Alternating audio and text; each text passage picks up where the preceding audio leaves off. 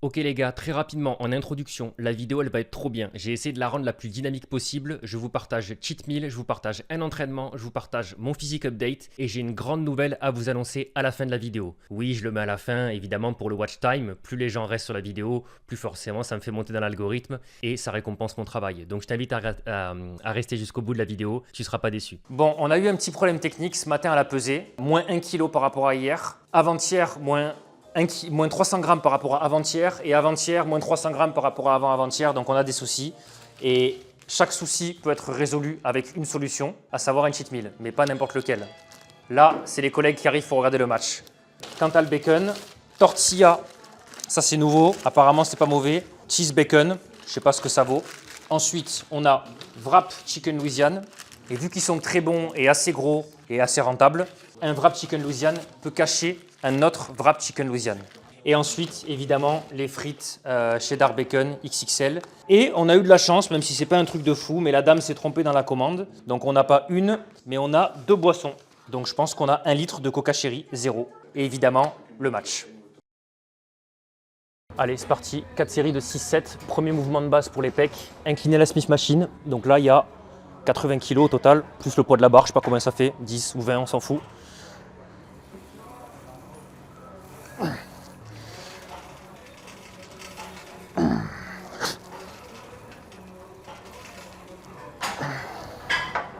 Donc là, c'est du lourd mouvement polyarticulaire de base. Ça, derrière, on fait les dips, même chose, 4 séries de 6-8. Le temps de repos, on ferme un peu les yeux dessus. 2,30, 3 minutes, 3,30 si vraiment tu vas très proche de l'échec et que tu en ressens le besoin, c'est pas un souci. Là, par contre, où tu fais des méthodes en stress métabolique sur poulie, sur machine, des 10, 12, 15 répétitions avec des méthodes d'intensification, là, tu fais des 1 minute, 1 minute 30 de récup. Et là, c'est du lourd, donc on prend le temps. Là, je suis à 3,45 de repos.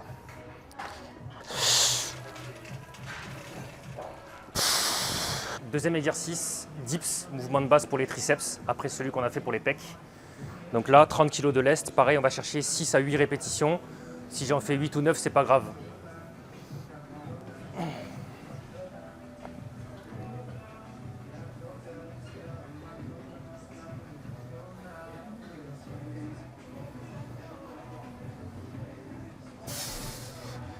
Donc là, je contrôle bien la descente, amplitude complète.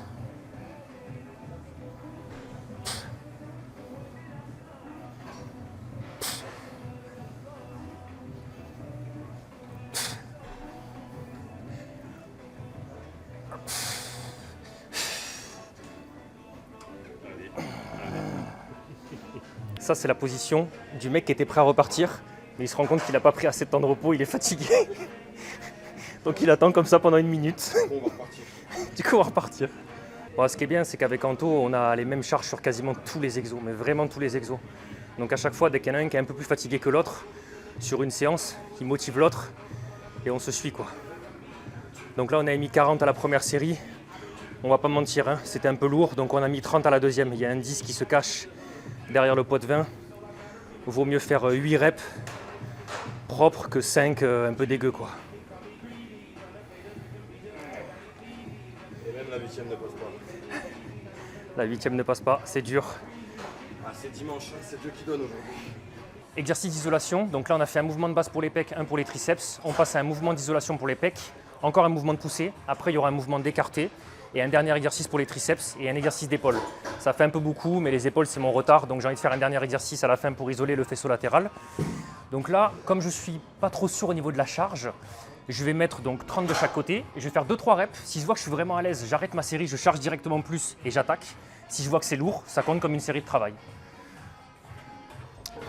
Petite astuce, là tu es ici, tu te fais un peu mal aux épaules. Donc en fait, tu descends en même temps et tu pousses, comme ça. Et là tu es impec. Tu sors la cage thoracique, tu fixes les omoplates.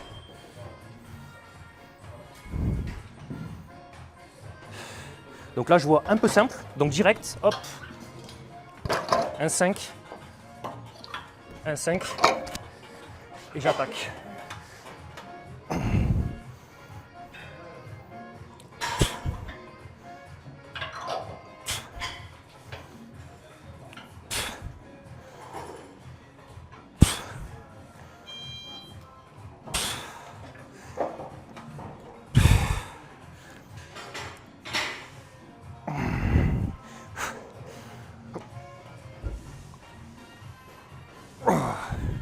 Et là, pour relâcher, un bras après l'autre.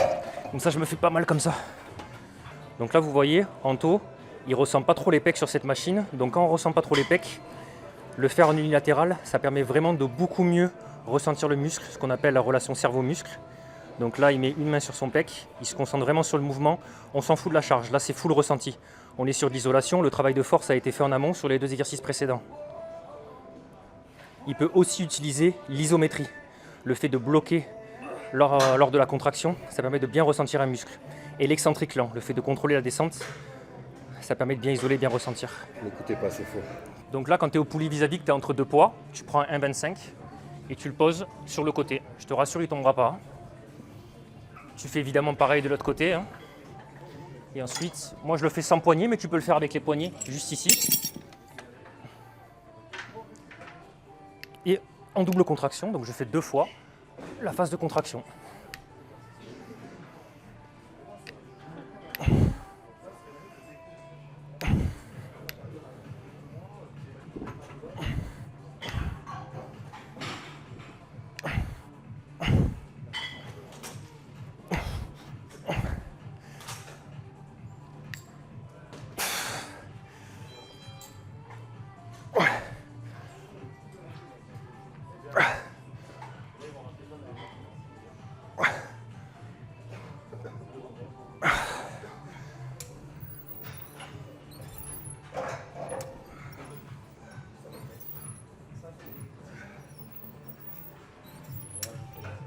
Donc ça, pour les triceps, c'est l'exercice du démon.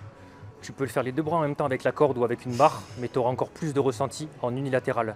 Le but, c'est que évidemment le coude soit point fixe, il ne bouge pas, c'est juste une flexion-extension du coude. Et là, évidemment, tu focuses tout sur le triceps. Donc là, il met sa main dessus pour encore mieux le ressentir et le recruter. On va se rapprocher de ce spécimen pour voir comment il travaille. J'en ai vu des triceps, mais des aussi gros que ça, jamais. Donc là, le but, c'est vraiment d'aller étirer complètement le triceps en se faisant transporter le coude derrière.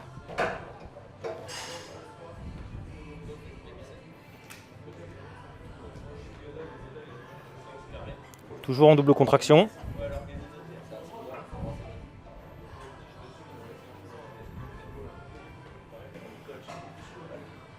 Ça, c'est un exercice monstrueux pour avoir des épaules vraiment rondes. Il y a un exercice pour avoir des épaules rondes, c'est élévation latérale. Donc le but, vu qu'il n'y a qu'un exercice, c'est de varier au maximum les angles et le matériel, poulie, haltère. Donc là, tu mets un banc à 15 degrés. Bon, c'est une position qui n'est pas très, c'est pas très instagrammable, on va dire. Le but, c'est de venir te laisser transporter l'épaule vers l'avant pour étirer complètement l'épaule. Tu vas sentir vraiment un pic ici. En fait, il faut savoir que ici, c'est le point d'insertion des 3 faisceaux de l'épaule. L'avant, le milieu et l'arrière. Et là, hop.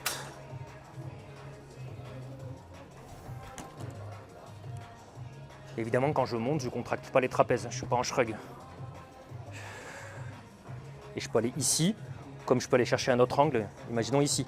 Là, ça dépend un peu de ton ressenti personnel. Donc là, déjà 6 kilos. C'est gourmand. Ok, si t'es resté jusque-là, sache qu'aujourd'hui, là, au moment où je suis en train de te parler, on est le 18 mai, donc c'est le jour où sort la vidéo, donc il n'y a pas plus frais comme information. Je vais partager mon physique et tu vas me dire ce que t'en penses par rapport au plan de l'année dernière. Du coup, je vais faire des arrêts sur image, on va regarder la vidéo ensemble. C'est pas évident parce qu'en fait, à la base, j'avais pas prévu de faire ce petit avant-après. C'est juste en fait hier, en faisant la vidéo, je me suis dit ça pourrait être sympa qu'on compare avec l'année dernière. L'année dernière, j'ai pas fait de sèche, j'ai juste fait un mini cut, mais en fait, je suis quasiment aussi sec à gauche qu'à droite. En gros, à droite, je fais 80,5 kg et à gauche, je fais 83,5 kg. Sauf qu'à gauche, tout le long de la vidéo, je rentre un peu le ventre pour qu'on voit bien les abdos. À droite, la plupart du temps, je suis en mode relâché. Du coup, si tu regardes bien, les cuisses, elles ont vraiment explosé. Les quadriceps sont plus volumineux, les cuisses sont plus larges, les adducteurs sont beaucoup plus pleins et les mollets ont énormément progressé. Donc de profil, tu as 3 plans. Donc à gauche, c'est l'année dernière, en 2025, et à droite et au milieu, c'est hier. Mais en fait, c'est pourquoi j'ai dû faire ça, parce que comme encore une fois, j'avais pas prévu de faire le avant-après, ben hier quand j'ai filmé, j'ai fait ça un peu à l'arrache. Une fois, j'avais le bas qui était déballé et j'avais le t-shirt au-dessus, et quand j'enlevais le t-shirt, après j'avais remis le survêtement. Du coup, si tu regardes bien, les triceps, ils ont pris. Les pecs, c'est trop dur de voir sur cette pose parce qu'en fait, il suffit juste que j'ai la cage thoracique un peu plus sortie, les épaules un peu plus en arrière et ça fait sortir un peu les pecs. Donc on peut pas voir sur cette pose. Et sur cette pose, on peut voir aussi un peu les biceps qui se sont maintenus. Mais ça, c'est normal, les biceps, je les fais qu'une fois par semaine et juste 2 exos parce que c'est un point fort et j'ai pas envie de plus le développer que ça. Donc c'est juste du maintien. Le plan d'après, du coup, c'est les cuisses. Franchement, je suis très content de mes jambes. C'est vraiment propre. Au niveau du dos, je suis légèrement plus défini à droite qu'à gauche, mais c'est normal parce que je suis 3 kilos plus sec, comme je t'ai dit. 80 kilos à droite, 83 à gauche. En termes de volume musculaire, en termes de densité, en termes de largeur de dos, il n'y a rien qu'à évoluer, mais ça c'est normal encore une fois. Cette année, je ne cherchais pas de développement à ce niveau-là, je cherchais juste à stabiliser. Une seule fois par semaine, sachant que quand tu as un point faible, il faut absolument le faire au moins 2 fois par semaine pour à chaque fois renouveler la synthèse protéique et toujours être dans un état anabolisant. Ce que j'aimerais bien avoir un peu plus, c'est de la largeur dos. J'ai un dos très dense, très volumineux, très rempli, mais pas très large. C'est comme ça. L'avant d'épaule, je le bosse plus du tout. Et il s'est maintenu, voire même on dirait qu'il a progressé. Je veux surtout pas plus, il est vraiment absolument monstrueux déjà et je trouve que ça prend vraiment le dessus sur le côté esthétique de mon corps de manière générale et surtout les pecs. La pose d'après, donc c'est side triceps. Là on voit pas trop que les triceps sont pris, mais ils ont pris. Je te confirme qu'ils ont pris. Au niveau du side chest, la pose elle est mal faite parce qu'en fait là je suis beaucoup trop redressé, je suis beaucoup trop de profil alors que normalement je devrais incliner l'épaule vers l'avant et tourner le buste pour qu'on voit beaucoup plus. Donc là la pose elle est pas bonne, c'est pour ça qu'on se rend pas compte si j'ai pris des pecs. Donc tu vois la muscu, quand tu arrives à ce genre de physique, pour franchir encore un palier si tu as envie de le faire, il faut passer obligatoirement par des produits dopants. Et 1 c'est dangereux, 2 c'est illégal, 3 c'est coûteux, et 4, si jamais j'ai un contrôle, même si je vois pas pourquoi j'aurais un contrôle, mon diplôme de coach sportif, il pète, ça dégage. Je suis radié du portail des éducateurs sportifs. Ce qui n'est pas trop dans mes projets à venir, tu vois. Donc non, ça vaut pas le coup. Là, quand je vois mon physique, il y a des trucs où je peux rien faire. Malheureusement, mes clavicules étroites, mes épaules tombantes, mon bassin qui est ultra large, hein. Moi je suis en H, hein, tu vois, je peux rien y faire. Donc au bout d'un moment, il faut se faire une raison et t'essaies de progresser là où tu peux progresser. C'est comme les gens souvent qui te disent « Ah, mais j'aimerais bien être plus grand. Ah, mais si j'avais su, j'aurais commencé la muscu plus tôt. » Ouais, mais on s'en fout. C'est malheureusement, le passé, c'est le passé. Si demain tu te fais mordre par un serpent, tu fais quoi? Tu cours derrière le serpent pour savoir pourquoi il t'a fait ça alors que t'es un mec gentil? Ou est-ce que tu cours à l'hôpital pour essayer d'enlever le venin? Au bout d'un moment, t'avances. Hein. Et ce qu'il faut comprendre aussi, c'est que une fois que t'as acquis un physique, il est acquis pour la vie. Bon, si tu t'entraînes plus, évidemment, tu vas perdre. Mais dès que tu vas reprendre, tu vas récupérer plus rapidement que si tu ne l'avais pas acquis par le passé. Ce qu'on appelle la mémoire musculaire. Donc c'est compliqué de bâtir un physique. Mais une fois que tu l'as bâti, tu peux relâcher un peu, tu peux maintenir, et même si tu arrêtes, tu reprends, ça revient en 2 secondes. Donc à l'aube de mes 30 ans, j'aurai 30 ans à la fin de l'année, je suis hyper content de mon physique. J'ai un physique que tu vas retrouver chez 1% des pratiquants de muscu en salle, naturel évidemment, on va pas se comparer aux dopés, et chez 0,001% des gens que tu vas croiser dans la rue. Donc franchement, je suis super content, et surtout la muscu, ça te donne une force de caractère, ça te donne une confiance en toi, ça te donne une hygiène de vie, un lifestyle que tu vas récupérer dans tous les domaines de ta vie. Donc franchement, c'est juste incroyable. Et la grande annonce que je voulais faire, c'est que à la fin du mois de juin, 26, 27, 28 juin, je serai au salon du Fitex à Paris. J'aurai un stand là-bas le dimanche. Pour le vendredi et pour le samedi, c'est pas encore sûr du tout parce que forcément, je suis pas le seul influenceur. Donc ils vont essayer de me caler peut-être un créneau le vendredi ou le samedi.